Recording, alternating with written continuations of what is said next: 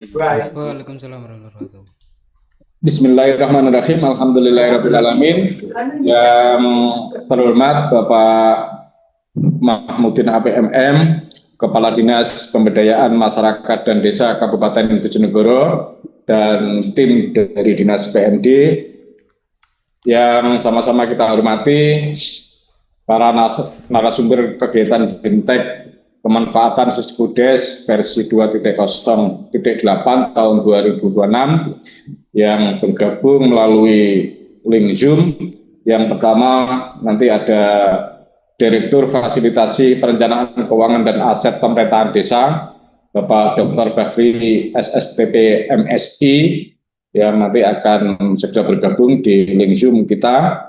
Selanjutnya ada analis keuangan pusat dan daerah ahli muda sebagai tim Siskudes Kementerian Dalam Negeri, Bapak Basuki Striono SE, dan para peserta bimbingan teknis pemanfaatan Siskudes 2.0.8 tahun 2026 yang pada sesi kedua ini ada 14 kecamatan, aku supervisor, dan 209 operator desa. Bapak Ibu yang berbahagia, syukur alhamdulillah pada kesempatan hari ini kita dapat melaksanakan kegiatan bimbingan teknis terkait dengan Siskudes tahun 2026. Mengapa kita melakukan bimbingan teknis ini? Kami mendengar, kami mensikapi atas beberapa pertanyaan, dan juga memang di tahun 2026 ini banyak penambahan fitur atau menu di Siskudes 2026 dibandingkan dengan tahun-tahun sebelumnya, sehingga perlu sekali diadakan bimbingan teknis ini agar operasionalnya, pemanfaatannya, dan implementasinya segera bisa diterapkan oleh teman-teman operator desa dan supervisor kecamatan. Selanjutnya, untuk mempersingkat waktu, Bapak Ibu sekalian, sebelum paparan dari Kemendagri, yang pertama nanti dari Pak Direktur akan menyampaikan kebijakan dan isu-isu strategis aktual terkini terkait pengelolaan keuangan desa, kebijakan pusat, dan juga secara teknis nanti akan disampaikan oleh Pak Basuki terkait dengan pemanfaatan Siskudes 2026. Sebelum paparan dari para narasumber, mohon berkenan dari Bapak Kepala Dinas menyampaikan pengarahan terkait kegiatan pada siang hari ini, dan mohon berkenan juga membuka secara resmi kegiatan bimbingan teknis pemanfaatan Siskudes 2.0.8 tahun 2026 di sesi kedua ini. Kepada beliau kami persilahkan. Bismillahirrahmanirrahim. Assalamualaikum warahmatullahi wabarakatuh. Alhamdulillah, syukurillah, la khala quwata illa billah.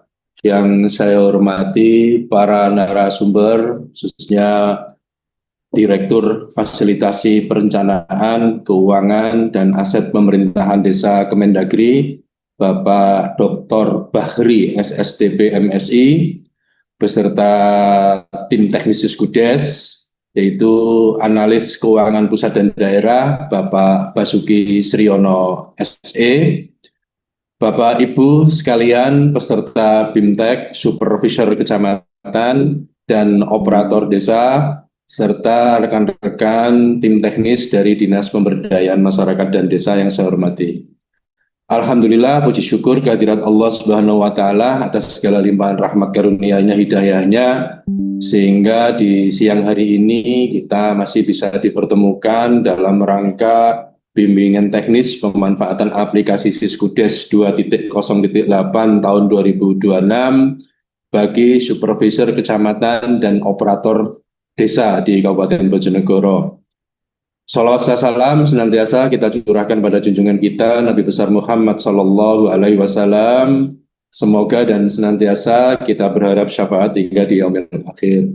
Bapak Ibu sekalian, hadirin yang berbahagia, pertama saya ucapkan terima kasih kepada tim dari Kemendagri atas berkenannya mengikuti atau memberikan BIMTEK sebagai narasumber kepada teman-teman supervisor kecamatan dan operator desa di sela-sela kesibukan yang sangat luar biasa, khususnya pada Bapak Dr. Bahri SSTP MMSI selaku Direktur Fasilitasi Perencanaan, Keuangan dan Aset Pemerintahan Desa Kemendagri, yang nantinya akan hadir secara daring melalui platform Zoom Meeting pada kesempatan pelaksanaan hari ini. Bapak Ibu sekalian, sebagaimana pada ketentuan di Permendagri nomor 20 tahun 2018 tentang pengolahan keuangan desa dan peraturan Bupati Bojonegoro nomor 58 tahun 2021 tentang pengolahan keuangan desa di Kabupaten Bojonegoro, maka prinsip pengolahan keuangan desa adalah pengolahan keuangan yang dilaksanakan berdasarkan azas transparan, akuntabel, serta dilakukan dengan tertib dan disiplin anggaran. Perlu kami sampaikan dan kami laporkan bahwa di Kabupaten Bojonegoro ini pemanfaatan aplikasi Siskudes di dalam pengolahan keuangan desa dimulai sejak tahun 2017 dengan pilot project di beberapa desa.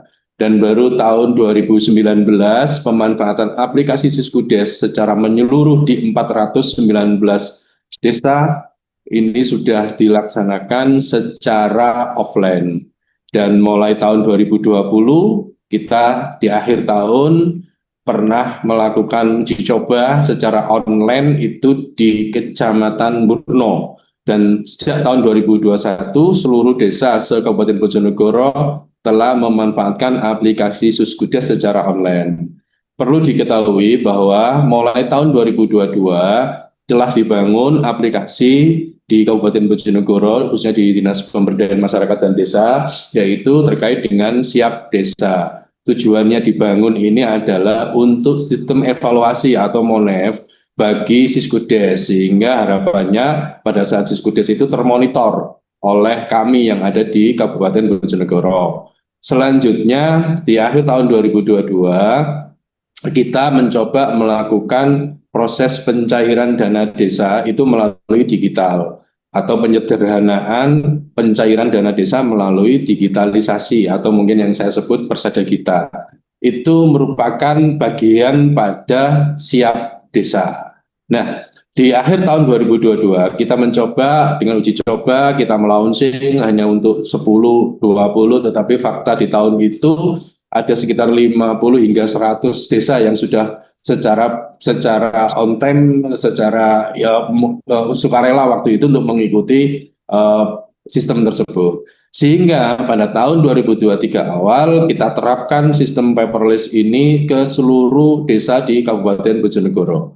Perlu Bapak Ibu ketahui, sistem paperless yang kita mulai sejak tahun 2023 itu setidaknya meminimalkan atau mengefisiensi baik itu biaya, waktu, sehingga Bapak Ibu sekalian tidak perlu lagi datang ke kabupaten atau ke PMD, cukup melalui sistem permohonan pencairan, nanti ada verifikasi dari tim kecamatan, selanjutnya dari kabupaten di PMD, nyampe ke BPKAD dan terkirim ke KPPN melalui OMSPAM-nya, sehingga di desa cukup menunggu, melihat, nanti kalau sudah cair ada pemberitahuan untuk cair dan bisa segera dilaksanakan. Nah, Bapak Ibu sekalian, dengan pola seperti ini, sistem seperti ini, yang menjadi titik berat kami adalah bagaimana Bapak Ibu itu menginput data-data yang harus menjadi syarat. Karena setiap tahun itu mesti ada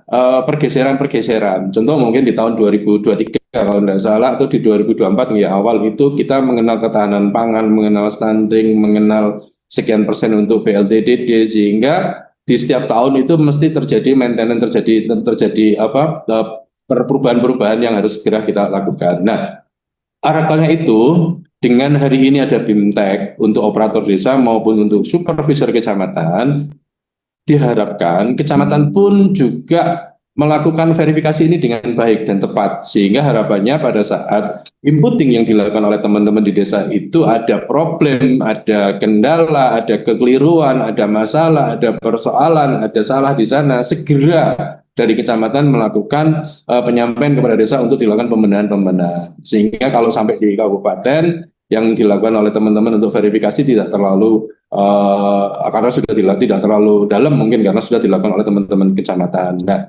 harapan saya BIMTEK ini juga mengarah ke sana.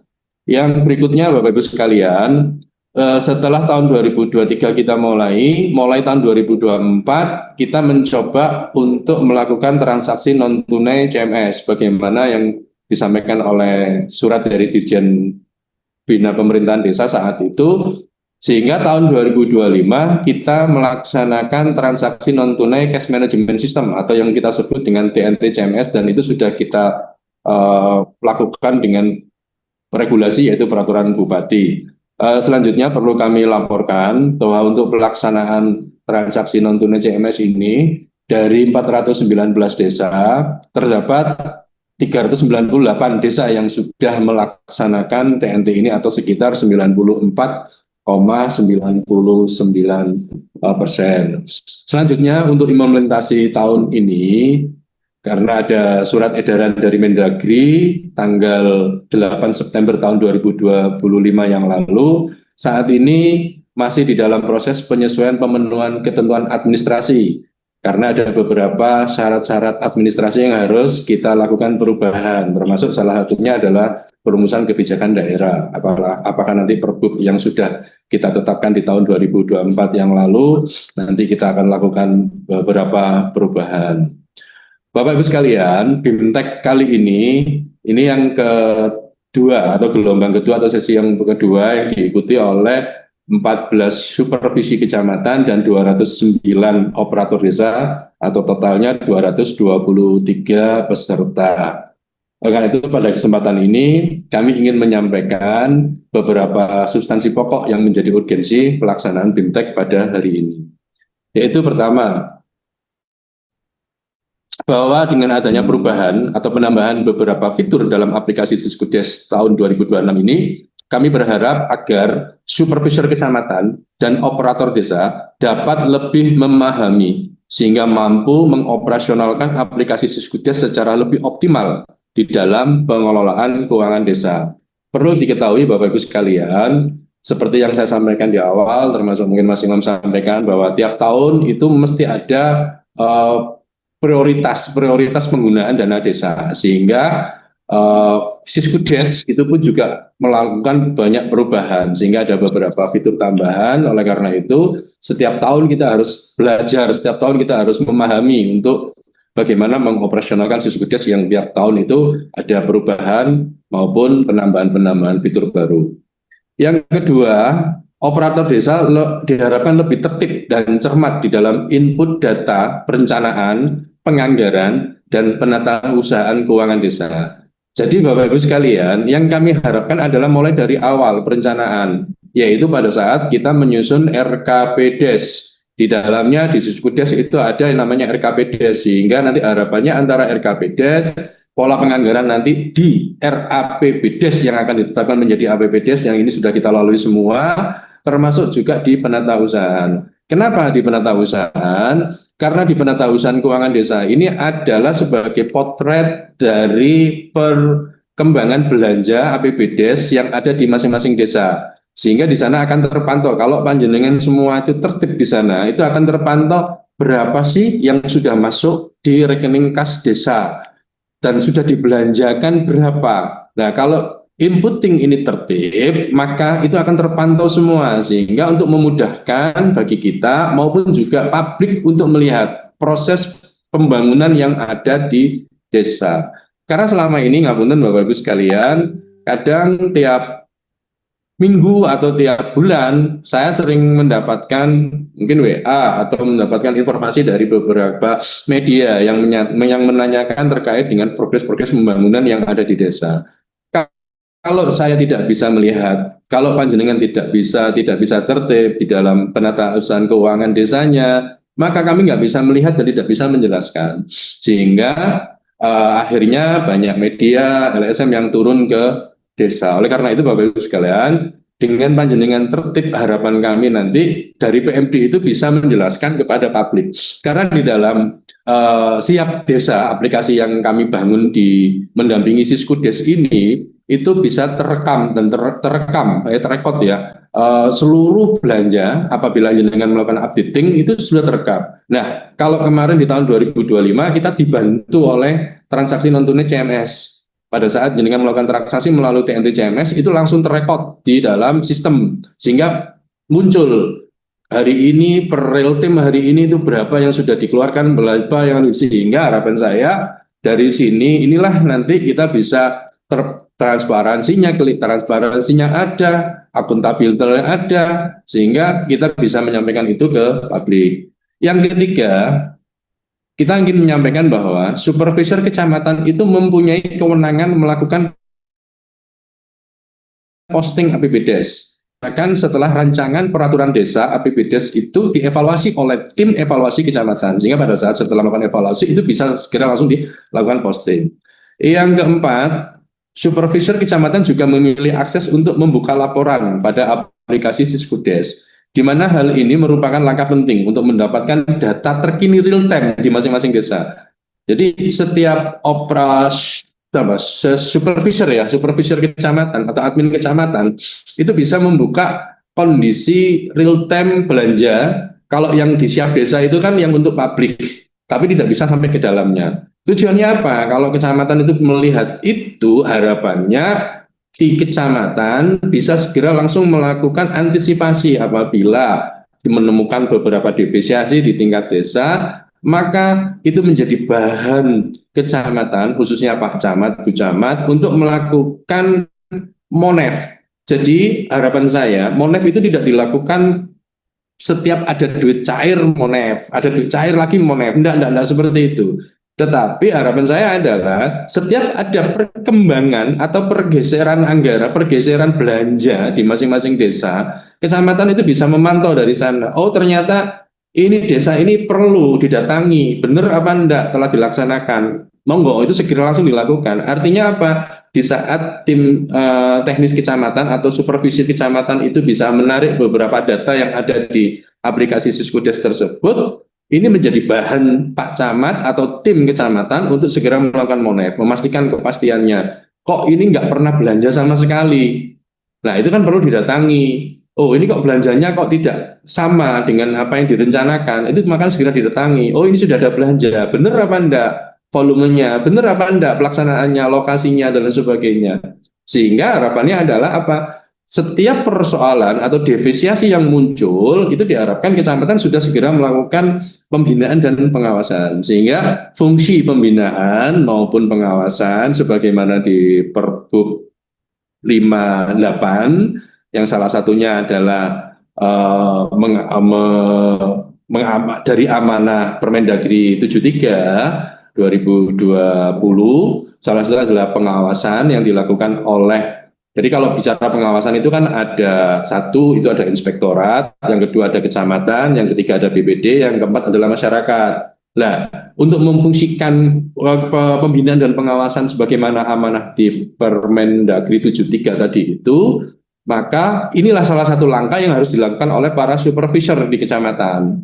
Jadi bukan selama ini yang terjadi, saya sama tim di PMD ini selalu tiap bulan mengontrol, oh BLT-mu ini sudah cair sekian, tapi kenapa yang baru dicairkan yang sudah masuk RKD itu 6 bulan, kenapa kok ini baru cair 1 bulan, padahal ini sudah bulan ketiga, bulan keempat. Nah, hal-hal yang seperti ini harus segera kita minimalkan. Kita sudah beberapa kali mengalami hal yang seperti ini sih, ada yang menjadi problem, ada yang menjadi masalah, bahkan sampai ke APH.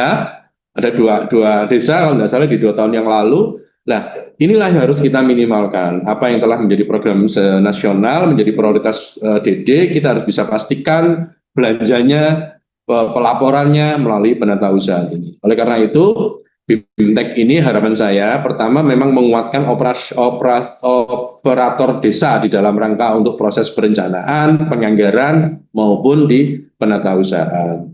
Yang kedua adalah untuk penguatan kepada supervisor kecamatan untuk ikut satu melakukan verifikasi yang baik pada saat kita menjalankan paperless. kita menjalankan proses pencairan dana desa yang melalui digital. Yang kedua, dari supervisor kecamatan diharapkan mampu melihat, mengambil data, dan menganalisa sehingga memberikan bahan kepada camat untuk melakukan monitoring dan evaluasi tepat pada desa-desa yang memang perlu dilakukan MONEF. Sehingga MONEF itu tidak gelambiar, tidak kemana-mana, tetapi fokus pada problem-problem yang mungkin dihadapi oleh teman-teman di desa. Saya rasa mungkin itu, Bapak Ibu sekalian, itu yang bisa saya sampaikan dari tim Mendagri, Pak Habib maupun Pak Basuki. Saya berharap teman-teman di desa maupun kecamatan bisa mengikuti BIMTEK ini dengan sebaik-baiknya. Silakan nanti kalau ada pertanyaan yang disampaikan kepada tim dari Kemendagri, mohon itu disampaikan. Tapi yang jelas kayaknya yang mau ditanyakan itu Pak, ini kaitannya dengan 30-70 kayaknya itu yang ditunggu-tunggu dari Pak Bahri ini. Ya, yang pakarnya terkait dengan itu. Mudah-mudahan nanti juga ada beberapa penjelasan terkait dengan itu karena ini menjadi berita nasional. Mudah-mudahan dalam rangka kita BIMTEK ini mungkin nanti kalau memang perlu melakukan perubahan APBDes atau penjabaran, nanti sistem bisa kita buka, sehingga apa yang nanti menjadi penjelasan dari teman-teman dari tim Kemendagri ini bisa dipahami dan bisa dilaksanakan oleh teman-teman di desa maupun di kecamatan. Demikian beberapa hal yang dapat saya sampaikan, dan dengan mengucapkan Bismillahirrahmanirrahim, BIMTEK pemanfaatan aplikasi Siskudes 2.0.8 tahun 2026 bagi supervisor kecamatan dan operator desa secara resmi saya nyatakan dibuka. Semoga Allah Subhanahu wa taala meridhoi upaya dan ikhtiar kita untuk melaksanakan pengelolaan keuangan desa yang lebih sesuai dengan tahapan, lebih tertib dan tepat waktu, dengan output terwujudnya pengelolaan keuangan desa yang transparan dan akuntabel, serta aparatur pemerintah desa yang benar-benar profesional. Demikian yang bisa saya sampaikan, kurang lebihnya saya mohon maaf. Saya akhiri, wallahu muwaffiq ila aqwamit thoriq. Wassalamualaikum warahmatullahi wabarakatuh. Waalaikumsalam warahmatullahi wabarakatuh. Terima kasih disampaikan ke Bapak Kepala Dinas yang sudah memberikan pengarahan dan sekaligus membuka secara resmi sesi kedua kegiatan BIMTEK hari ini.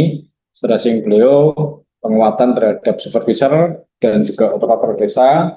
Tadi disampaikan juga bahwa di Kabupaten Bojonegoro mulai tahun 2022 ada aplikasi pendukung yang sudah terintegrasi dengan Siskudes, yakni di Siap Desa. Jadi di Siap Desa itu ada tampilan dashboard terkait dengan penyerapan anggaran APBDes, sudah berapa persen, yang masuk berapa persen, belanjanya berapa persen, seperti itu. Dan ada anggaran stunting, ketahanan pangan, BLT, dan lain sebagainya. Manakala sudah ditata usahakan dalam Siskudes, maka tampak di dashboard dari Siap Desa.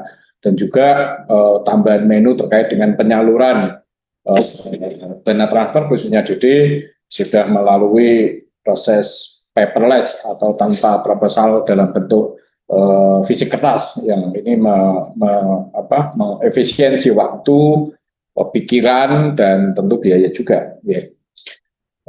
Jadi ada tahapan verifikasi di kecamatan, baru kami, baru KPPN atau BPKD. Ya.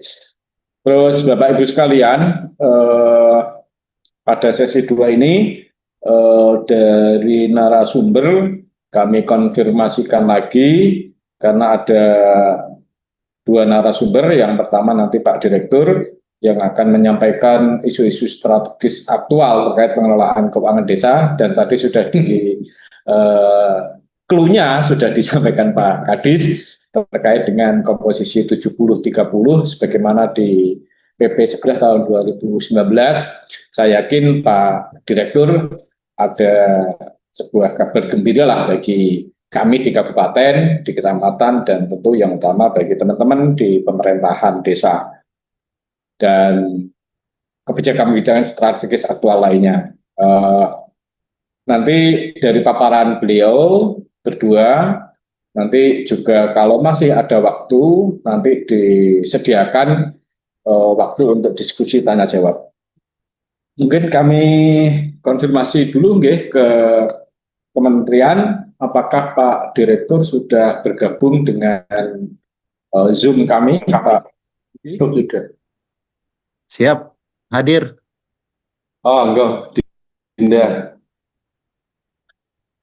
Oke, nggih. Alhamdulillah Pak Bahri ini Direktur Fasilitasi Perencanaan Keuangan dan Aset Pemerintahan Desa.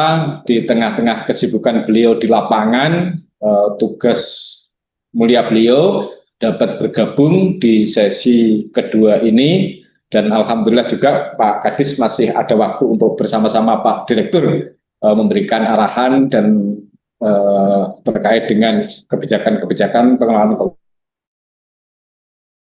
keuangan di tahun 2026. Secukupnya kami persilahkan kepada Pak Direktur yang sudah agak fresh ini Pak, dibandingkan yang pertama tadi. Sudah sampai di Bandung nih di rumah. Oh, Jadi, sudah sampai. ya.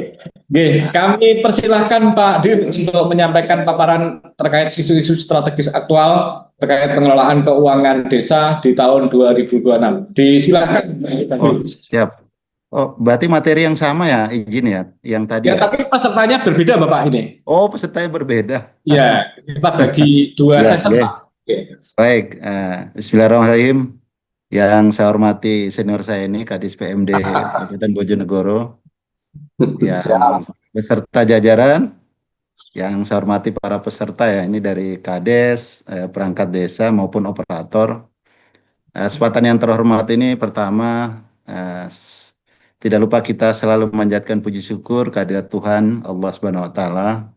Kita diberikan nikmat kesehatan, kesempatan sehingga dapat bertemu lagi untuk membahas masuk pada sesi 2 ya. Kemudian kedua, kesempatan yang terhormat ini sebenarnya banyak isu yang akan saya angkat ya. Saya juga coba menanggapi tadi apa yang dipaparkan oleh Pak Kadis PMD ya, Pak Kanda saya ini. Khususnya nanti apa ya, mekanisme SPBE ya. Ya. Saya ini akan merubah, mumpung PP-nya baru, karena amanat Undang-Undang 3, saya tuh sudah menetapkan sistem pemerintahan berbasis elektronik di desa. Ya. Karena amanat dari Stranas KPK, ya ini kita ini saat ini ada pendampingan dari KPK. Kata kuncinya itu ada 2. Mereka meminta 1, bicara perencanaan pembangunan desa itu bukan menjadi bagian dari perencanaan pembangunan nasional ya dalam Undang-Undang 25. Tetapi konsep dalam Undang-Undang 3, Undang-Undang 6 2014, Junto 3 2024, konsepnya itu adalah perencanaan pembangunan desa itu menjadi bagian dari perencanaan pembangunan kabupaten kota. Jadi nasionalnya ada di kabupaten kotanya, tidak di desa, tapi desa bagian dari perencanaan kabupaten kota. Kata kuncinya di sana bagaimana menyelaraskan, mensinkronkan perencanaan pembangunan desa dengan kabupaten dalam konteks dia melaksanakan sebagian visi misi dari seorang kepala daerah yang dituangkan dalam RPJMD yang kemudian dikaitkan dengan masa jabatan. Ya, masa jabatan satu sisi RPJMD 5 tahun, satu sisi RPJM desanya 8 tahun. Bicara sinkronisasi nih. Sehingga kinerjanya bisa terukur. Kemudian kedua adalah bicara terkait laporan keuangan pemerintah kabupaten kota itu juga merangkum, artinya laporan keuangan desa itu menjadi bagian dari laporan keuangan pemerintah daerah. Jadi ketika bupati menyampaikan laporan keuangan akhir tahun, dia juga telah melampirkan laporan keuangan desa. Nah, satu sisi kita menghadapi kendala pengelolaan keuangan desa basic kas. Satu sisi Pemda pengelolaan keuangannya akrual. Nah, saya izin sebelum di desa, saya lama di Direktur Pelaksanaan Pertanggungjawaban Keuangan di Dijen Bina Keuangan Daerah. Terakhir saya Direktur Anggaran ya. SIPD itu, pengalaman SIPD saya untuk pemerintah daerah, bagaimana membuat satu data, membuat satu sistem dulu, itu ya pelakunya itu saya. Saya direkturnya waktu itu. Apalagi terkait satu data ya. Nah, Satu sisi kita membutuhkan data ya. Ketika bicara eh, menggabungkan laporan keuangan desa ke kabupaten kota, kita butuh satu data. Nah, konsep data saat ini, data yang terbangun di desa, kalau kita lihat struktur datanya, kalau bicara laporan keuangan itu bicara bagaimana menggambarkan struktur struktur APBDes dengan laporan keuangannya. Yang mana diharapkan kalau kita bicara APBD dulu sebelum berlaku PP 12 2019, maka ada mekanisme konversi. Nah, ini yang kita harapkan tidak ada konversi. Maka kemudian saya nanti akan merubah struktur APBDes itu akan sama dengan struktur APBD. Yang kemudian nanti satu datanya kita akan menggunakan data saya waktu Direktur Pelaksanaan Pertanggungjawaban, satu permen yang saya buat pertama yaitu Permendagri 90 terkait klasifikasi kodifikasi nomenklatur perencanaan pembangunan keuangan daerah. Ketika kita bicara aset, ketika kita bicara neraca itu kan ada aset, ekuitas, kewajiban. Ya, kode aset desa itu berbeda dengan kode tanahnya APBD. Nah, bagaimana membuat suatu persoalan menggabungkan laporan keuangan, satu sisi datanya berbeda, elemen data yang terbangun berbeda. Ini yang coba saya akan membuat suatu langkah dan itu sudah kita paparkan di KPK. Saya sudah paparkan sendiri dan itu disetujui konsepnya, kita buatan tahapan jadwalnya. Kemudian kita mencoba menyiapkan arsitekturnya, konsep yang terbangun bagaimana membuat sebuah desain SPBE yang mana amanatnya yang menyiapkan aplikasi itu adalah Kemendagri. Nah, oleh karena itu saya mencoba mendesain, pertama, ketika membangun suatu aplikasi, ketika membangun suatu sistem, dia harus mengikuti pertama bicara arsitektur PROBIS, proses bisnis.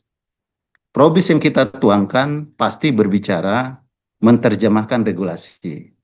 Maka dalam konteks perencanaan, dalam konteks keuangan, dalam konteks aset, kita akan berbicara PROBIS-nya dalam regulasi. Yang mana mumpung saat ini akan PP baru, kemudian nanti berbagai regulasi Permendagri itu terkait saya, tugas saya sebagai Direktur Fasilitasi Perencanaan Keuangan Aset, berbicara perencanaan, bicara keuangan aset, dari berbagai regulasi, kita tuangkan dalam satu konsep yang namanya konsep pendekatannya omnibus, satu regulasi berbicara perencanaan keuangan dan aset. Jadi tidak berdiri lagi satu sisi Permendagri sendiri. Jadi Permendagri 114, Permendagri 20, Permendagri 1 2016, Junto 324 kita satukan jadi satu Permendagri yang kemudian ini menjadi bagian dari PROBIS. Karena nanti sistem yang akan terbangun tidak keluar dari PROBIS. Kemudian kedua, bicara arsitektur datanya. Ketika PROBIS itu akan dijalankan, dia membutuhkan elemen data. Elemen data kita kaitkan dengan Perpres 1 data. Kita butuhkan satu data dalam kerangka membangun statistik keuangan atau bicara akuntabilitas. Karena data-data tadi diperlukan dalam konteks pengambilan kebijakan terkait statistik maupun bicara akuntabilitas. Dia menjadi bagian dari objek pemeriksaan.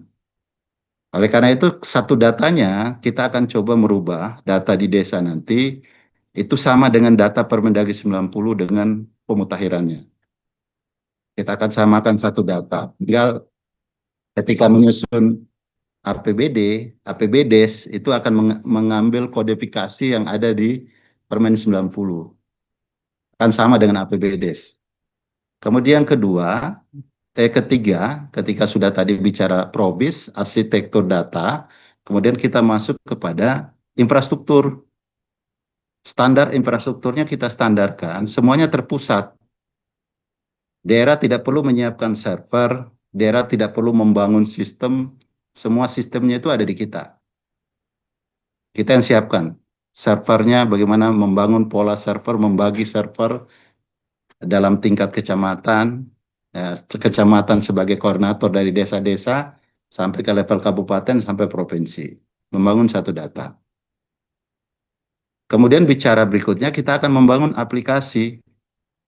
aplikasi yang memenuhi ketentuan bagaimana berstandarnya itu diatur oleh Kementerian Kominfo. Maka kita akan membangun aplikasi yang sesuai dengan yang diatur dalam peraturan Menteri Kominfo yang supervisi oleh Kemenpan RB, sama seperti SIPD. Kita tidak bangun lagi suatu aplikasi yang konsepnya desktop, tetapi kita lebih kepada cloud computing. Sama seperti SIPD, nanti sistem yang kita bangun menjadi bagian dari SIPD. Ketika mau masuk ke desa, harus masuk melalui kabupaten kota, melalui akun yang ada di SIPD. Ya, pasti akan supervisi dari, kalau untuk desa nanti kita buka, nanti ruang masuknya semua dari PMD. Nah, setelah kita membangun standar aplikasi, kemudian tidak lupa kita bicara standar layanan. Bicara standar layanan ini, bagaimana berbicara penguatan kapasitas internal dan eksternal. Internal, bagaimana mekanisme penguatan kita di Dijen Pemda sendiri sebagai bagian dari fasilitator kepada pemerintah daerah, pendampingan dan sebagainya. Dan ada mekanisme helpdesk ketika ada bottleneck, ketika ada persoalan, ada feedback yang kita lakukan. Kemudian juga membangun kapasitasnya pemerintah daerah, terutama pemerintah desa, dengan berbagai dinamikanya, ini yang harus kita perkuat. Nah, inilah kemudian saya sudah merancang sistemnya, apalagi kalau kita merujuk kepada Perpres 12 tahun 2025, RPJMN-nya Bapak Presiden 2025-2029, pengelolaan keuangan desa menjadi bagian target PN. Target PN yang ditargetkan kepada Kemendagri untuk dapat menyelesaikan. Oleh karena itu saya ingin membangun satu komitmen terkait dengan SPBE-nya desa nanti. Jadi ini baru pengantar nanti yang saya memperkenalkan nanti bagaimana konsep SPBE ke depannya. Termasuk bagaimana nanti kita memberi keyakinan yang memadai bahwa ada semacam dashboard eksekutif, karena nanti realisasi tadi bicara realisasi, ya penyerapan dan sebagainya, nanti pendekatannya adalah DTA RTH-nya itu adalah bulanan. Tidak lagi kita minta laporan yang sifatnya 6 bulan saat ini melalui aplikasi konsolidasi keuangan. Maka nanti itu akan real time. Setiap saat kita akan bisa. Kita bangun dashboard kecamatan, dashboard kabupaten, dashboard provinsi, maupun ada dashboard di pusat ya. Yang saat ini dengan konsolidasi kita sudah bisa menyajikan semuanya. Apalagi saat ini juga kita udah berbagi dengan jaga desa. Teman-teman Kades tidak perlu lagi menginput APBDes-nya ke dalam jaga desa. Otomatis jaga desa itu sudah masuk ya. Data APBD, belanja, pembiayaan, pendapatan dan sebagainya, semuanya otomatis masuk. Kita udah berbagi IPI bersama jaga desa. Dan ini komitmen kita juga dalam rangka melakukan pembinaan terhadap desa. Sehingga tidak mudah ada proses di sana, ada proses pembinaan yang kita kedepankan. Itulah beberapa isu SPB untuk menanggapi tadi yang disampaikan senior saya nih. Ini yang saya akan bangun saat ini, yang sudah ada anggarannya. Kita akan mencoba karena ini menjadi target prioritas nasional yang ditetapkan menjadi bagian dari kerja-kerja kami di Dijen Bina Pemdes. Ini tantangan, dan apa yang disampaikan senior saya tadi itu menarik. Itulah proses Binwas yang dilakukan oleh kita, mengedepankan peran kabupaten nanti di dalam melakukan Binwas terhadap pengelolaan keuangan desa. Ini sekedar penyampaian info yang akan saya lakukan ya, karena saat ini ada aplikasi yang dibangun tapi bukan kita Kemendagri yang mengeluarkan, tetapi melalui proses kerjasama. Saya ingin kita mandiri dari sisi aplikasi. Kemudian kedua, anggaran sudah ada dan kita akan mulai bekerja. Mudah-mudahan kita tetapkan Bojonegoro kalau berkenan nanti menjadi pilot project ya, terkait pelaksanaan SPBE desa yang berbasis SIPD ya. Kalau berkenan nanti. ini rencana yang kemudian kita tuangkan di anggaran. Baik, Coach juga siap. Bojonegoro siap ya. Nah, baik.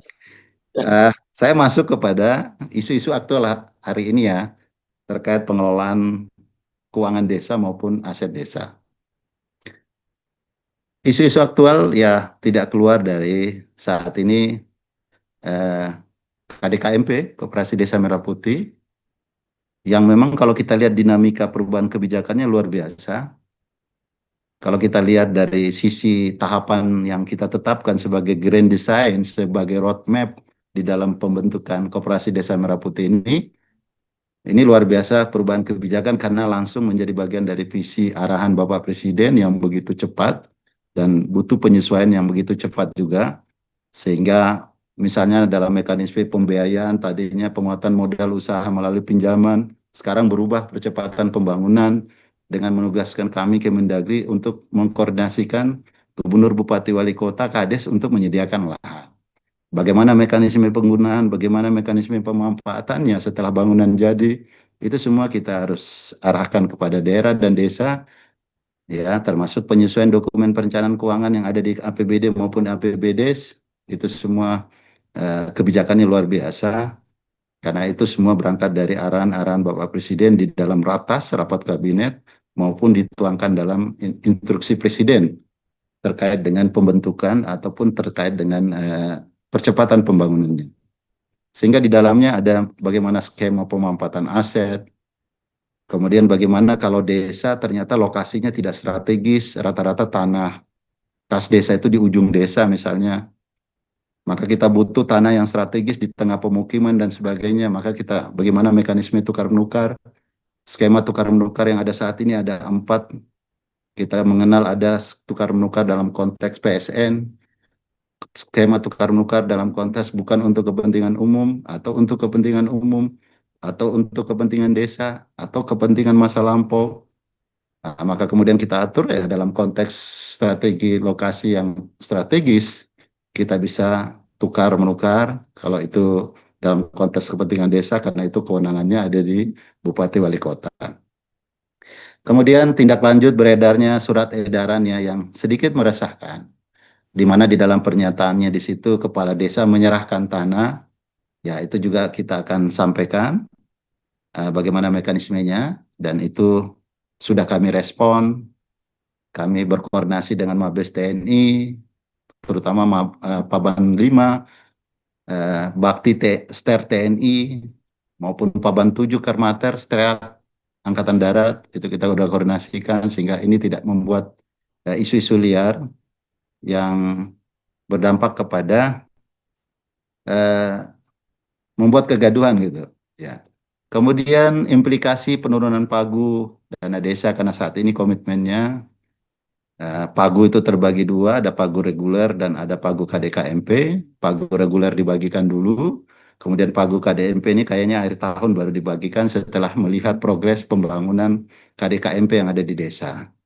Sehingga nanti ada KMK sendiri penetapannya.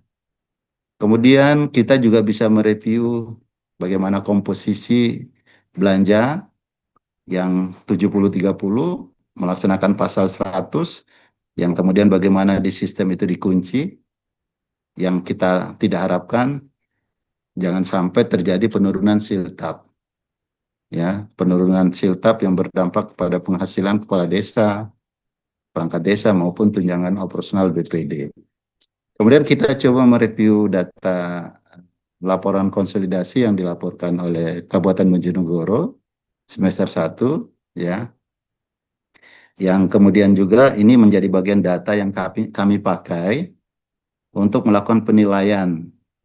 Mudah-mudahan Bojonegoro mengikuti ya. Kami dalam waktu dekat mau rapat pleno dengan Kejaksaan terkait lomba-lomba yang diinisiasi oleh Kejaksaan, lomba keuangan desa, ya salah satunya ini laporan konsolidasi, lomba terkait menginput aplikasi jaga desa, kemudian juga film-film pendek, ya, yang akan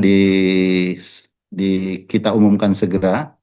Ya, saya rencana Rabu sore berangkat ke Makassar, Kamis kami plenokan di Makassar bersama jajaran Jam Intel. Baik, saya masuk kepada percepatan pendataan lahan. Next.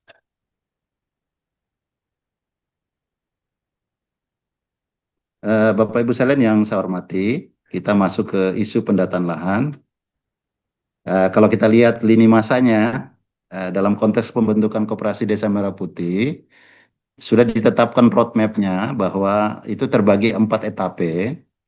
Etape 1 itu adalah pembentukan badan hukumnya, kemudian ada etape 2 operasionalisasi pengembangan, kemudian etape ketiga adalah monitoring evaluasi. Ini rencananya akhir bulan ini akan dilakukan evaluasi. Kemudian juga masuk kepada etape keempat, penguatan operasional usahanya yang dikuatkan. Maka dalam konteks pembentukan, slide 5, ini yang operatornya siapa nih? Slide 5. Ya. Di dalam etape pembentukan, dari arahan Bapak Presiden di tanggal 21 sampai 28 Februari, ketika ada retreat kepala daerah di Magelang, sampai dengan 21 Juli, itu Bapak meluncing.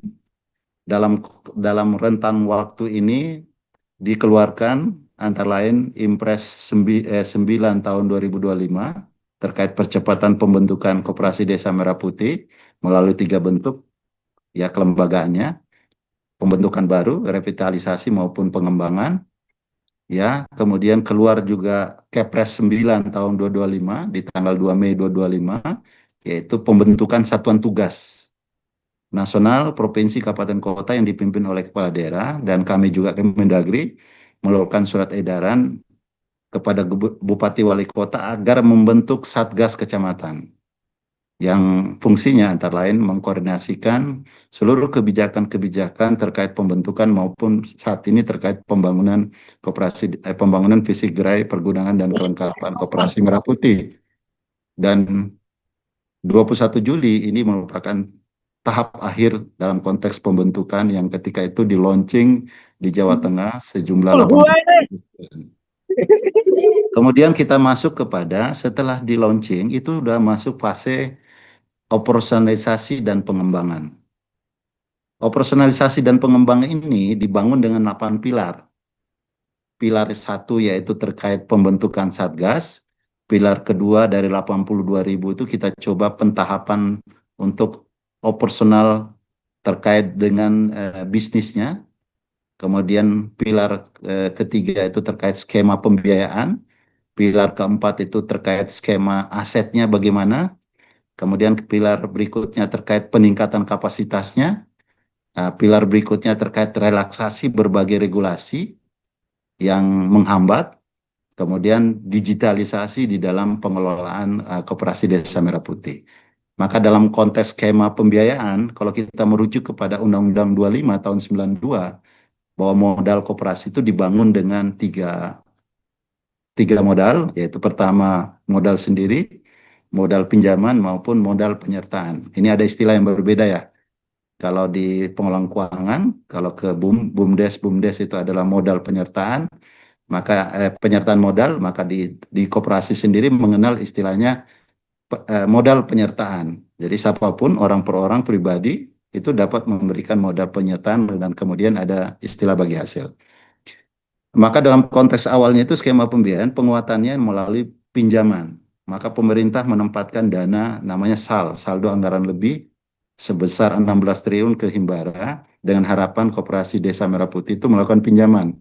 Kemudian dilengkapi regulasinya itu adanya PMK 49 tahun 2025, ya, kemudian diikuti dengan Permendes 10 2025 terkait mekanisme persetujuan kepala desa dalam rangka pembiayaan KDKMP, dan kemudian juga di dalamnya dipertegas dari sisa hasil usaha 20% itu menjadi bagian dari pendapatan lain-lain pendapatan desa. Ini komitmennya.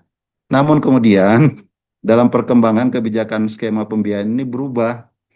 Ratas Bapak Presiden mengarahkan dilakukan pembangunan langsung dengan prototipe yang sama dengan di Wonosari, Kecamatan Wonosari, Klaten, prototipe yang sama yang sudah diresmikan oleh Bapak Presiden, yang kemudian ditugaskan BUMN atau anak usaha BUMN untuk melakukan pembangunan. Maka kita bisa lihat kalau dari lini masa, di tanggal 9 Oktober 2025, itu ditetapkan SKB 4 menteri dan 2 lembaga yang mana di dalamnya menugaskan salah satunya Menteri Teknisnya Mendagri untuk menyediakan lahan, mendorong, memastikan Pemda menyediakan lahan, Gubernur, Bupati, Wali Kota menyediakan lahan, lahan mana aset desa, BMD Kabupaten Kota maupun BMD Provinsi. Yang kemudian diikuti tanggal 10 Oktober 2025 itu terjadi PKS. Jadi ditugaskan di sini adalah PT Agriles Nusantara untuk melaksanakan pembangunan, yang kemudian mereka ber-PKS ya dengan TNI, yang mana TNI membantu dalam konteks pendataan lahan maupun membantu di dalam pembangunan. Kemudian diikuti di tanggal 17 itu ada groundbreaking secara nasional, ya, peletakan batu pertama untuk pembangunan KDKMP secara nasional. Dan kemudian di tanggal 22 Oktober itu Bapak Ibu ingat, selain SKB yang dikeluarkan Menteri, kemudian diikuti Impres. Jadi satu-satunya PSN prioritas nasional yang ada 2 Impres dan 1 Kepres. Itulah Koperasi Desa Merah Putih. Impresnya adalah Impres 17 tahun 2025 terkait percepatan pembangunan fisik, gerai, dan pergunungan. Inilah yang kemudian Bapak Ibu menjadi dasar hukum kita di dalam penyediaan lahan atau di dalam pembentukan maupun percepatan pembangunan fisik, gerai, pergunungan, dan kelengkapan Koperasi Desa Merah Putih.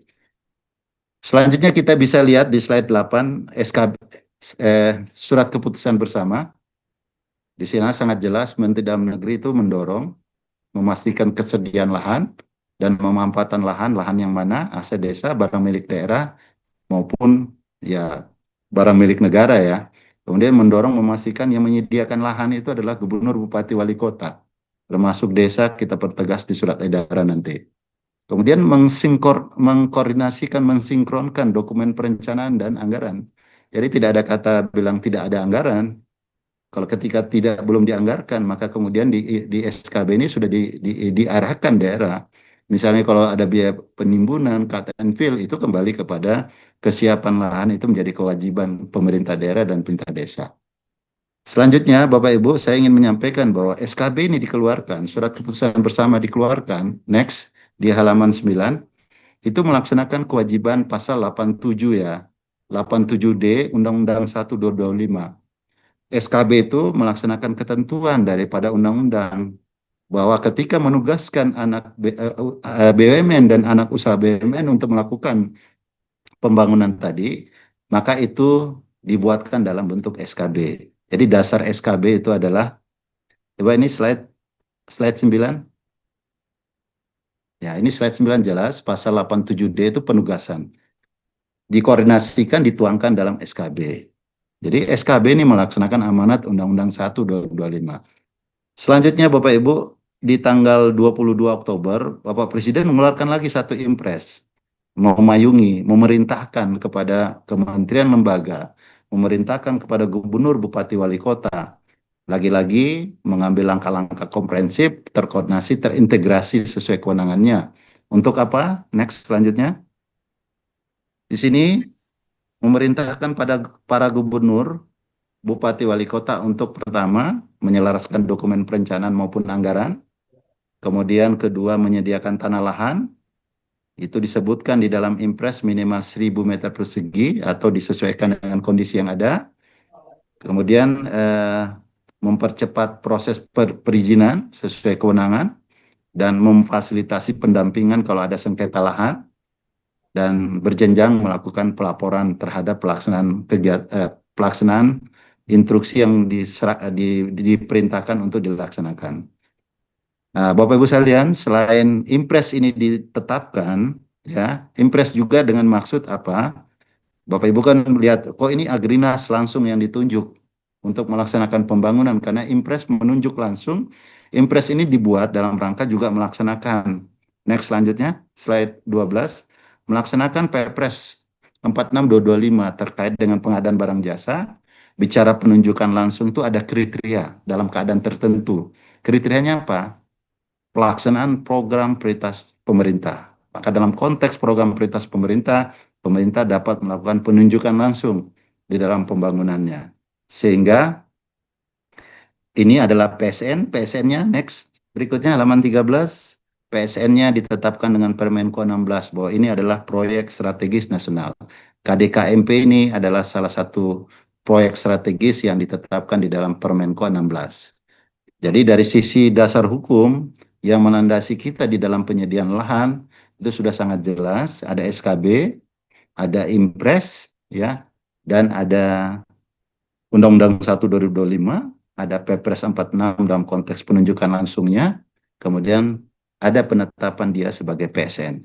Ketika bicara PSN, ada kemudahan, ada perlindungan terkait dengan perizinan dan non-perizinan.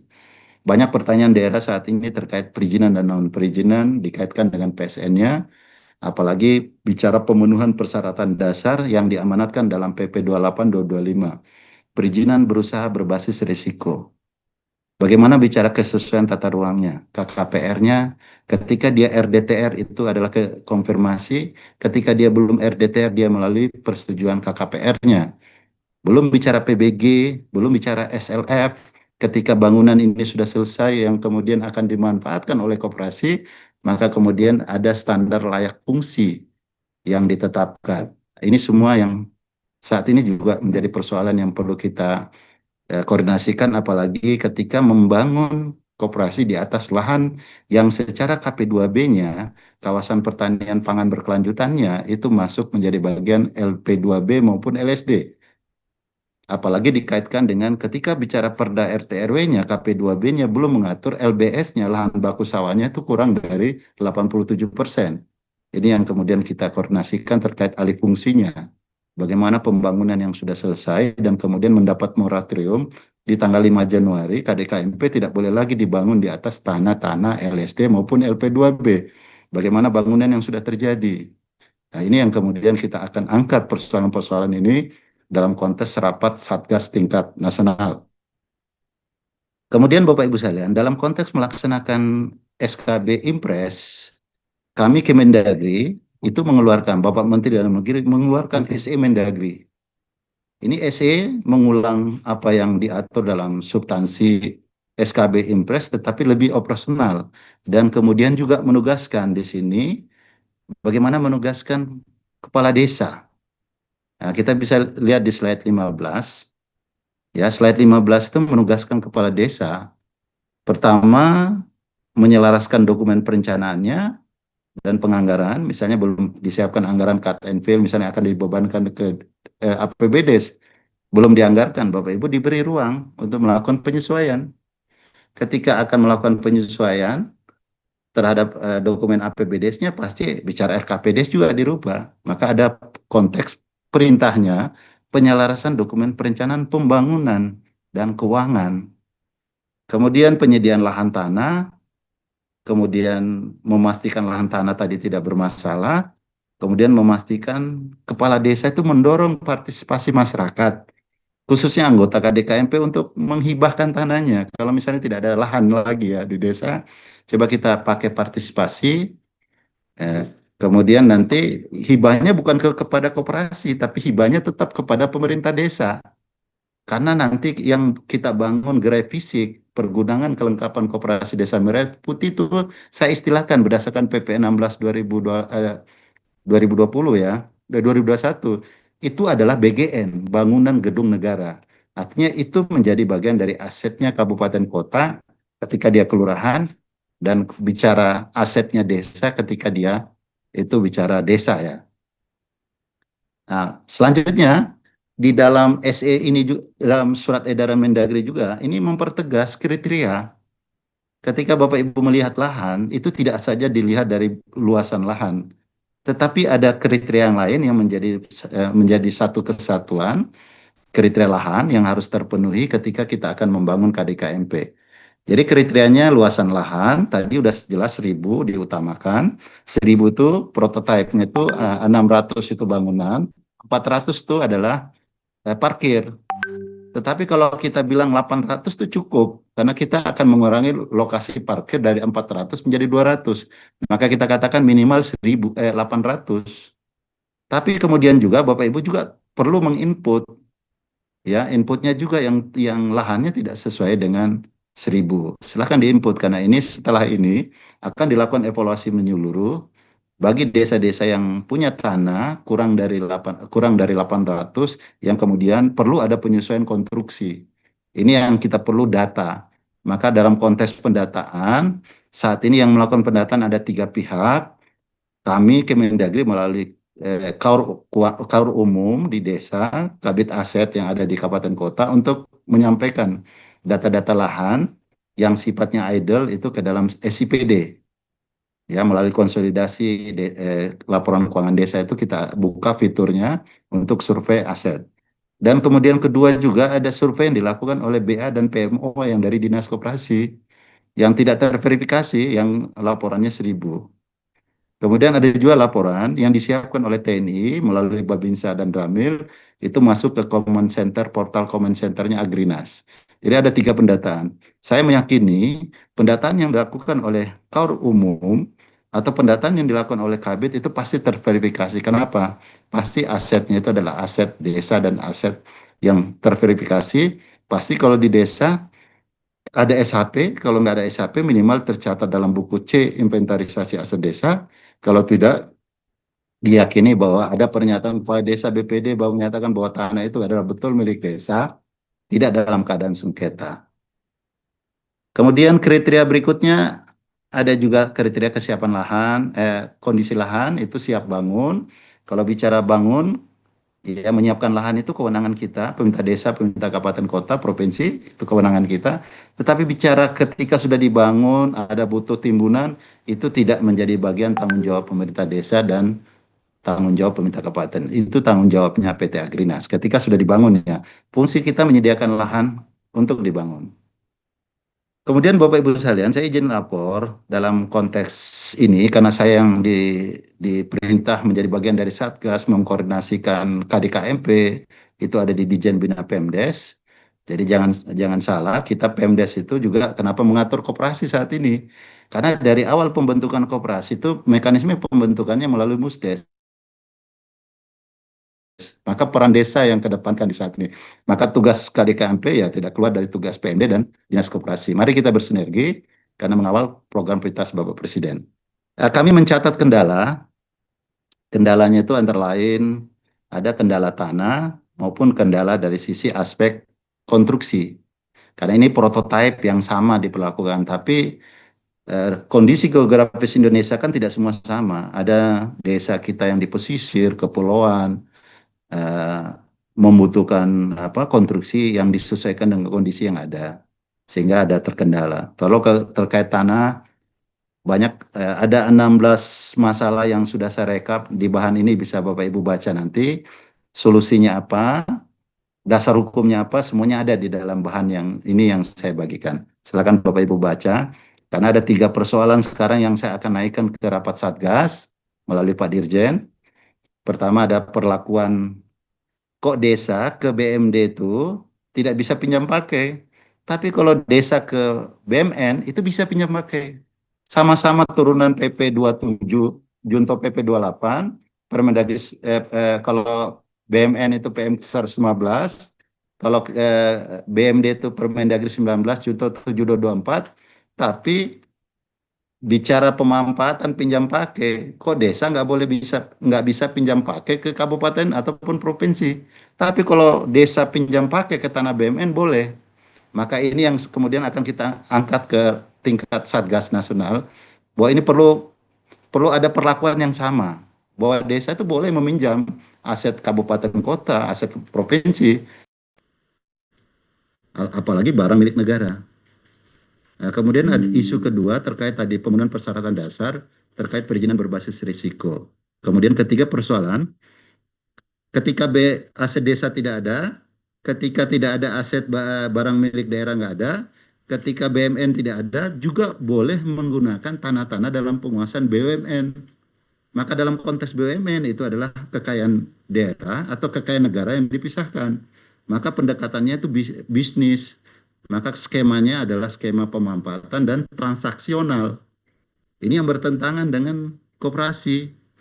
Kita ingin mensejahterakan, memajukan, tapi operasionalnya bisnisnya belum jalan. Satu sisi sudah ada proses harus bayar dulu dan sebagainya.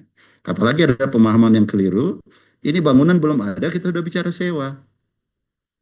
Jadi dalam konteks penyediaan BGN ini ada 3 tahap. Tahap pertama izin dulu pembentukannya. Misalnya desa punya tanah, pastikan pemerintah desa menyetujui. Ada musdes. Setelah musdes setuju, baru bangun. Setelah bangun, diserah terimakan, dicatat sebagai aset desa, baru kemudian Koperasi Desa Merah Putih mengajukan pemanfaatan sewa. Disitulah baru bicara sewa. Tidak dari awal udah diminta menyetor uang sewa. Mau sewa bangunan mana? Belum ada bangunannya. Nah, itu pemahaman yang keliru juga. Kadang juga pemahamannya terkait ini tanahnya akan dihibahkan ke koperasi. Tidak, ini menjadi asetnya pemerintah daerah. Apalagi bicara aset desa, itu tidak boleh berkurang. Desa tidak bisa menghibahkan tanah ke pemerintah di atasnya. Sebaliknya, desa bisa menerima hibah. Maka ketika ada fasilitas pemerintah yang dibangun di atas tanah kas desa, ya kalau mau diambil tanahnya ganti. Desa dengan semangat subsidiaritas rekognisi yang harus kita jaga. Kalau bicara BMD, Undang-Undang 1 2004 Perben, maka keluar PP. Kalau ini desa, kita hanya mengikut kebijakan yang ada di Undang-Undang Desa. Bukan turunan dari Undang-Undang Perbendaharaan Negara yang mengatur pengelolaan barang milik negara maupun barang milik daerah. Maka banyak surat nih yang masuk ke kami. Misalnya Gubernur Jawa Barat meminta 122 sekolah yang dibangun di atas TKD dihibahkan ke kabupaten, dihibahkan ke provinsi. Maka kemudian kita jawab dari pertimbangan aspek regulasi, aspek sosiologis, aspek pengaturan dalam undang-undang, tidak bisa itu tanah desa dihibahkan.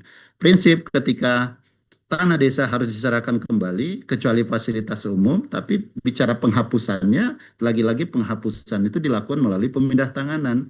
Pemindah tanganan hanya bisa dilakukan melalui tukar-menukar, baik dalam bentuk uang maupun dalam bentuk uangnya itu dibelikan lagi tanah atau tanah sesuai dengan hasil penilaian appraisal. Baik Bapak Ibu sekalian, saya masuk kepada mekanisme pemanfaatan ya, opsi skema pemanfaatan. Jadi opsi yang kita keluarkan saat ini, bicara objeknya, itu ada aset desa, ada barang milik negara, itu ada barang milik daerah. Pastikan idle, tidak digunakan dalam kerangka TUSI, SKPD, atau desa. Konteksnya optimalisasi. Nah, ini regulasinya berbeda nih. Ini Bapak Ibu bisa lihat peraturan terkait BMN, peraturan terkait BMD. Kalau kita lihat BMN dengan BMD sama Pak, turunan dari Undang-Undang 1 2024 Perben. Dan ada PP 27, junto PP 28.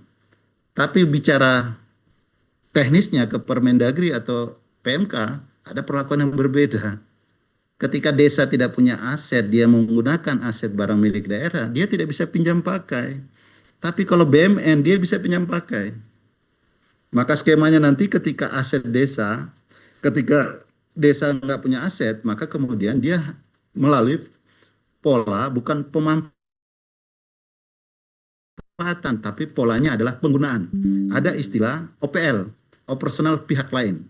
Penggunaan yang dioperasionalkan pihak lain. Sama seperti kita Pemda memberi kepada Basnas, PMI untuk memakai gedung kita. Maka namanya itu penggunaan OPL.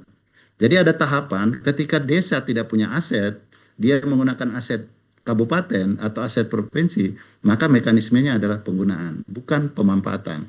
Dibangun dulu, jadi serah terima, kemudian baru KDMP melakukan pemanfaatan. Jadi skema pengelolaan, apakah kita skema penggunaan atau skema pemanfaatan? Karena bicara rangkaian pengelolaan dari perencanaan, pemanfaatan, pemindah tanganan, itu kan rangkaian sampai kepada pengendalian, itu rangkaian pengelolaan, istilah pengelolaan. Maka di sini apakah dia sewa atau pinjam pakai. Kita tidak dulu kerjasama pemanfaatan, tidak bangun, apalagi bangun guna sarana guna bangun, enggak. Ya, selanjutnya next. Ini skemanya seperti ini. Ini saya bahasnya APBN untuk melalui dana desa ya. Kita bicara desa, kalau yang di atas ini bicara kelurahan. Maka visi gerai yang dibangun oleh KDKMP itu kita bisa baca Undang-Undang 6. Pasal 76 ayat 2, aset lainnya yang dibangun bersumber dari APBN. APBN ini kan melalui dana desa. Jadi mohon maaf, narasi yang dibangun saat ini adalah kita menerima dana desa itu tidak saja menerima uang, tapi juga menerima modal. Sudah dalam bentuk bangunan gedung. Yang mana mohon maaf kalau ini dicicil selama 6 tahun. Tapi ini direalisasikan awal. Kalau berharap ini dibangun selama tahun, ini akan tidak terjadi. Maka kemudian pemerintah mencoba memfasilitasi dibangun lebih awal. Narasinya, kita mendapatkan bangunan dan mendapatkan uang. Maka dibedakan tadi, eh, skema dana desa reguler, ya, ataupun skema dana desa KDKMP. Jadi pemerintah desa nanti mencatat asetnya setelah dibangun oleh Agrinas, TNI, kemudian nanti koperasi melakukan pemanfaatan. Jadi saya heran, banyak pertanyaan, kok ini bagaimana? Biasanya Pemda ini selalu bilang, kita hitung dulu, lakukan penilaian dulu, menghitung dulu sewanya. Ya, apa yang mau disewa, barangnya baru dibangun. Ya, jadi nanti satu paket pemanfaatannya yang dihitung, tanah dan bangunan. Lanjut, kita lanjut ya. Bapak Ibu, skema-skemanya seperti ini. Misalnya tanah kas desa, ya ada 2 tahapan lah. Ada sama-sama Babinsa dan Ramil, pihak Kades, tinjau tanahnya, penuhi 4 kriteria tadi. Kemudian hindari tanah-tanah KP2B, LSD, LP2B. Hindari juga tanah-tanah dalam konteks olahraga. Bapak Ibu, hati-hati dengan tanah olahraga ya, sarana prasarana olahraga. Ada ketentuan pasal 76 di Undang-Undang 11 2020. Ketika akan dialihkan tanah olahraga itu harus izin Menpora. Kalau tidak pidana 5 tahun. Jadi mohon jangan menggunakan fasilitas olahraga. Kecuali kita ajukan dulu alih fungsinya ya. Nah, contoh kemarin Blora itu sudah ngajuin, ya, Sragen, kita hindari sarana olahraga. Kemudian disepakati bahwa ke Musdes, Musdes sepakat, setelah Musdes tolong baru dibangun. Ini bagi desa yang memiliki tanah sendiri ya, yang memiliki kriteria. Kemudian selesai dibangun, dicatat, diakui aset, baru koperasi datang mengajukan permohonan ke desa untuk memanfaatkan aset dimaksud. Ya, lanjut. Kita masuk perlakuan untuk BMD. Ini mekanisme alur sewa aset. Jadi kita bawa nanti ruangnya Musdes ya. Kita keputusan tertinggi ada di musyawarah desa. Nanti Bapak Ibu bicara 0%-nya itu Musdes. Kemudian bagi desa halaman 28, bagi desa lanjut. Nah, bagi desa yang tidak memiliki lahan tanah, dia menggunakan BMD provinsi atau BMD kabupaten kota, dia mekanismenya ada 3. Pertama, izin penggunaan OPL kepada kepala daerah. Tinggal dilihat tanah itu dalam penguasaan SKPD mana atau dalam penguasaan pengelola barang. Ya, kalau namanya pengguna barang itu kepala OPD. Kalau namanya apa? Pengelola barang itu Esekda. Setelah ada izin penggunaan OPL baru kita bangun. Bangun oleh Agrinas, masukkan ke portal tanah lahan tanahnya. Baru dibangun, diserah terimakan, dicatat sebagai aset. Baru selesai asetnya diajukan pemanfaatannya oleh KDMP melalui mekanisme sewa. Lanjut. Ini untuk BMD. Bagaimana untuk ini mekanisme pengajuan sewanya? Lanjut aja. Lanjut. Bagaimana desa yang memanfaatkan aset BMN? Itu ada di halaman 31. Nah, bagi desa yang tidak memiliki lahan, menggunakan lahan BMN, mekanisme ada 3. Pertama, ajukan pinjam pakai kepada mana? Tinggal dilihat instansi vertikal yang ada di daerah, misalnya tanah pertanian itu, nah, tanah dalam penguasaan BWSS, misalnya Balai Wilayah Sungai, ada lahannya idle, kita mau pakai, kita ajukan pinjam pakai, desa yang ajukan, tapi yang memfasilitasi dinas koperasi. Kemudian setelah ada izin pinjam pakainya, baru kita bangun. Setelah bangun, ya selesai gedung diserah terimakan, dia catat sebagai aset, baru bicara pemanfaatan. Nah, kemudian Bapak Ibu kita masuk kepada bicara tukar menukar. Halaman 38. Bahwa tukar menukar itu ada 5 ya kategori. Ada PSN untuk kepentingan umum, bukan untuk bukan kepentingan umum, itu UKBU itu, tukar menukar untuk kepentingan desa dan tukar menukar untuk masa lampau. Sebelum berlakunya Permendagri 1 2016 sudah ada terjadi tukar menukar. Nah, maka kemudian yang kita bahas ini tukar menukar untuk kepentingan desa. Misalnya tadi tanah yang ada di ujung kita mau ganti, mau tukar dengan tanah yang lebih strategis, sudah disepakati dalam Musdes, maka ini kewenangannya itu adalah kewenangan dari Bupati Wali Kota. Kita bisa dilihat di slide 43. Alasannya di 43. Ya, kepentingan desa. Kepentingan desa ini kan dalam konteks kepentingan Koperasi Merah Putih, ya kepentingan desa lainnya sesuai peraturan perundangan. Dan tukar menukarnya, ketentuannya pemerintah desa itu yang memerlukan tanah itu pemerintah desa. Dia perlu lahan yang strategis. Nah, kemudian bagaimana mekanismenya ada di halaman 44. Ketika sudah memenuhi formal material, lakukan si dokumen, kemudian lakukan tinjau lapangan.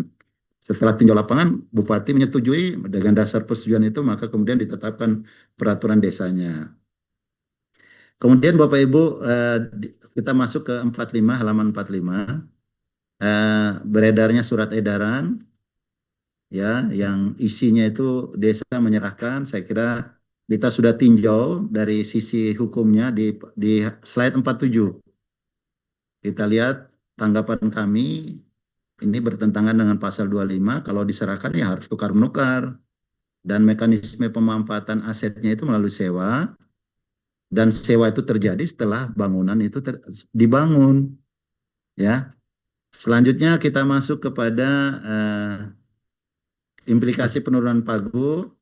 Ini ada ketentuan di pasal 50, paling sedikit 70% untuk pemerintahan, pembangunan, kemasyarakatan maupun pemberdayaan, dan paling banyak untuk belanja pegawai.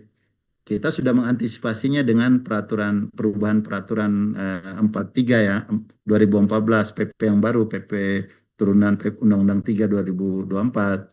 Ini sudah kita antisipasi, namun demikian kalau kita nunggu PP-nya belum turun, tapi dengan kontraksinya alokasi dana desa yang saat ini baru reguler dulu yang dianggarkan, maka kemudian akan mempengaruhi komposisi 70-30-nya di belanja, yang kemudian salah satu kebijakan kita coba membuka di sistem. Kebetulan sistem di kita buka bagaimana cara perlakuannya di sistem. Ini ada Mas Adi akan menyampaikan, misalnya admin dapat melakukan buka kunci posting sementara pada aplikasi Sysquedes, masuk ke tool setting konfigurasi, matikan centrang. Ya, inilah menjadi bagian yang Bapak Ibu bisa lakukan penyesuaian. Jangan sampai ini menyebabkan keterlambatan penetapan APBD ya Bapak Ibu, karena ingat dalam konteks pengelolaan dana desa saya minta Pak Kades, perangkat desa, operator kuasai 3 kompetensi ya. Sekali lagi kuasai 3 kompetensi terkait dana desa. Ingat, dana desa itu adalah salah satu sumber pendapatan dari 7 sumber pendapatan yang ada di desa. Dia bersumber dari APBN. Maka bicara dia bersumber APBN, ada 3 kementerian yang mengatur. Pertama bicara mekanisme alokasi, penggunaan dan penyaluran, itu adalah kewenangannya Menkyu. Maka Bapak Ibu baca tuh PMK-nya. Ingat tahun lalu itu ada PMK 81 itu kan salah satu PMK yang mengatur rincian alokasi, penggunaan dan penyaluran. Penggunaan dia tidak keluar dari prioritas nota keuangan yang disampaikan dalam panja ya, dalam penyiapan APBN setiap tahunnya. Maka Bapak Ibu lihat alokasi, terutama penyaluran. Ingat, penyaluran itu berdasarkan dia ada syarat, ada tahapan, ada syarat, ya syarat itu dipenuhi dan kemudian dia dibatasi waktu. Ingat, belajar dari PMK 81, jangan sampai ada dana yang tidak tersalur dana desa akibat keterlambatan menyampaikan dokumen persyaratan. Ingat bahwa penyaluran dana desa itu dibagi 2 tahap. 2 tahap itu ada syaratnya. Syaratnya itu dibatasi waktu. Kalau kita di APBD sudah terbiasa, karena APBD itu misalnya DAK, ya DAK kalau terlambat tidak menyampaikan realisasi fisik yang diinginkan tidak tercapai, maka kemudian uang hangus. Bagaimana dengan hangusnya melanjutkan? Ya pakai dana selain dana APBD. Nah, ini juga perlakuan sudah mulai nih. Ini dicatat oleh operator. Bapak Ibu jangan hanya bisa menjalankan aplikasi, tapi tidak tahu nih aplikasi dibangun dengan regulasi.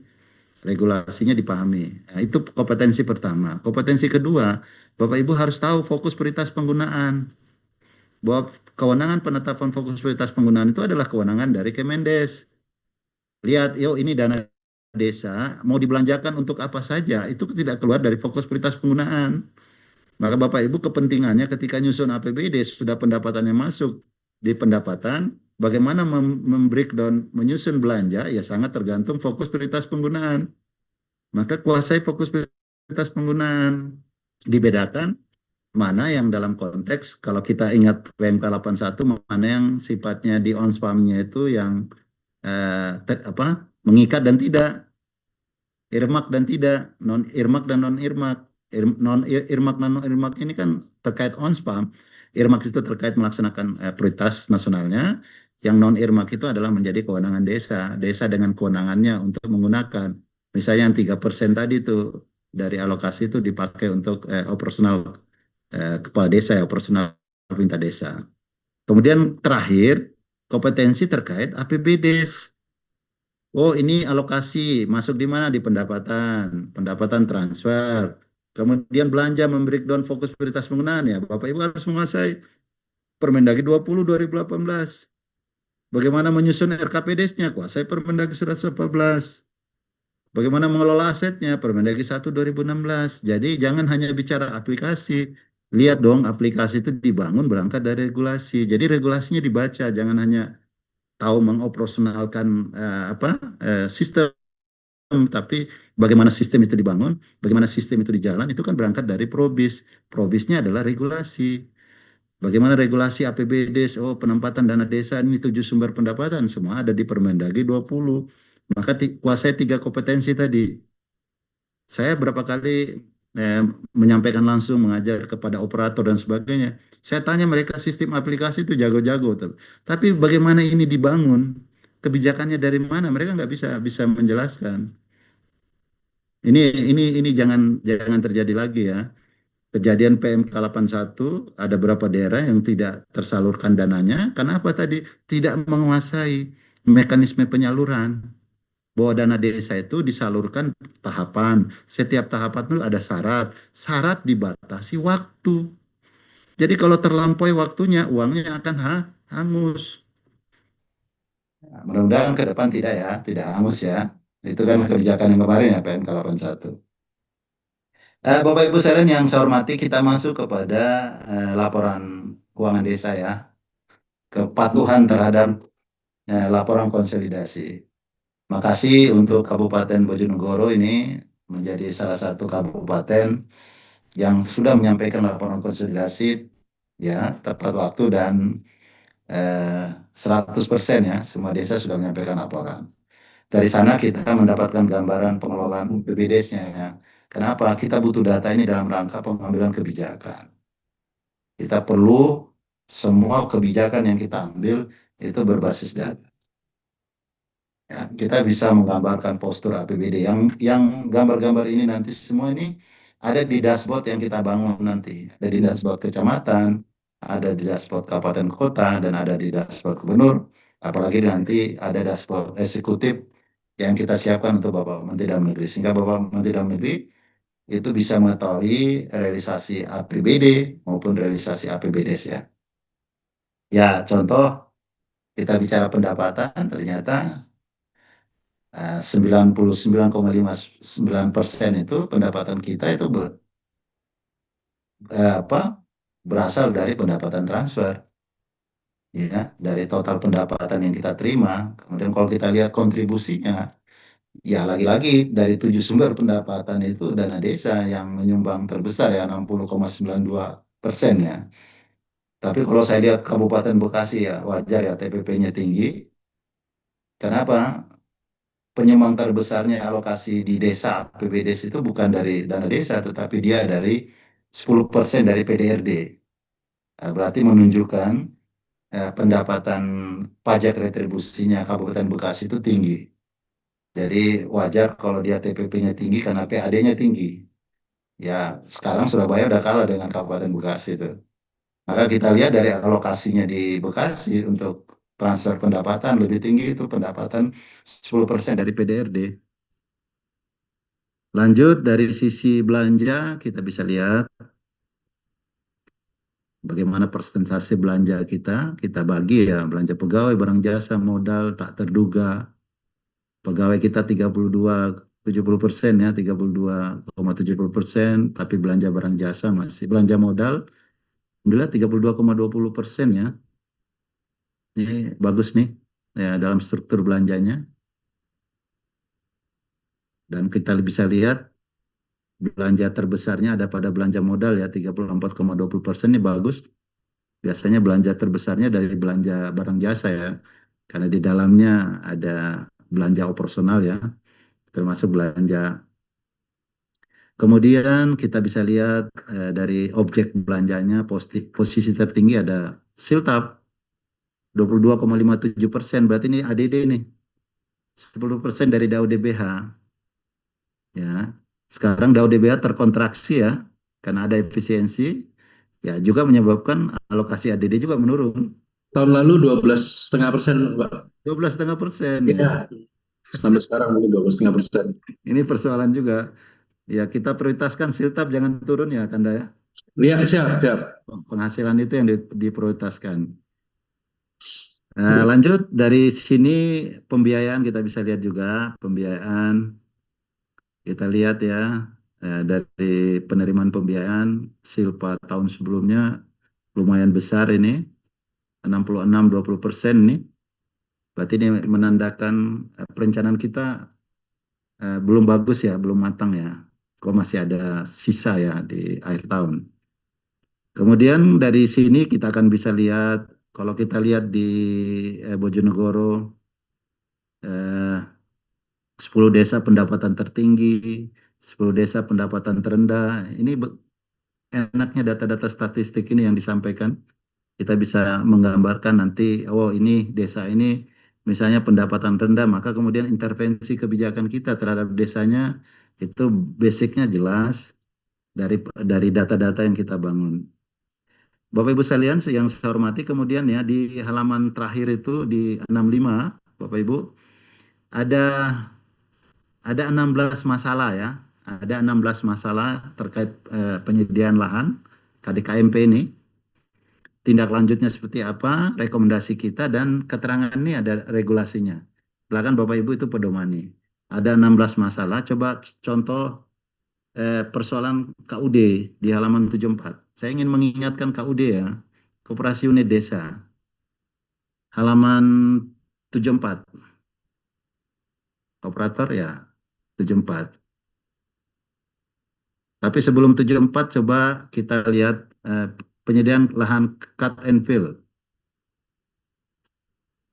Halaman 73 dulu. Ini juga kadang banyak pertanyaan.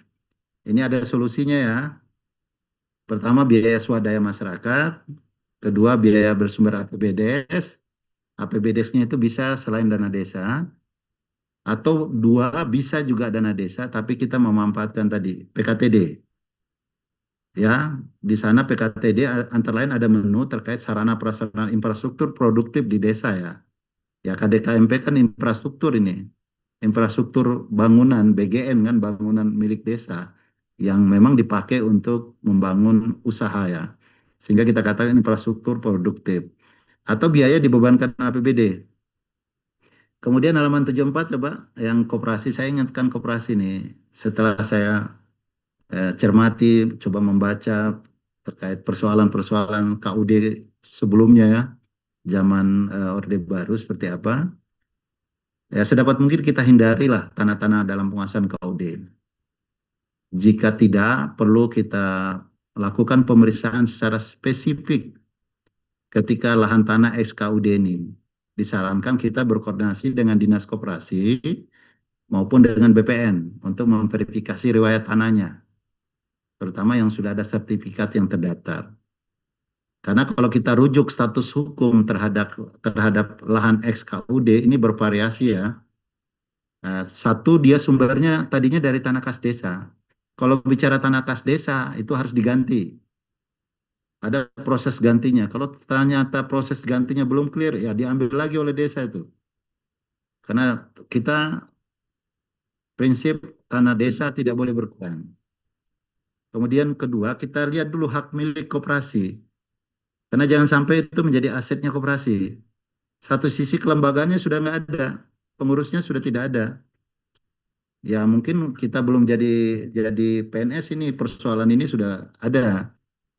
Ya, atau dia dari aset pemerintah. Ini tolong dicek betul. Kalau bisa sedapat mungkin hindari. Kenapa? Ingat, bangunan yang kita bangun saat ini oleh Agrindas dan TNI itu adalah asetnya desa. Ya, ingat, aset desa jangan dibangun di tanah yang bermasalah. Karena kita akan betul-betul bicara pengelolaan, kita harus bicara pengamanan. Bagaimana mengamankan BGN aset desa ini. Saya kira itu yang bisa saya sampaikan. Kami akhiri, mohon maaf ada kata-kata yang salah. Kita bisa masuk diskusi. Kebetulan ada senior saya ini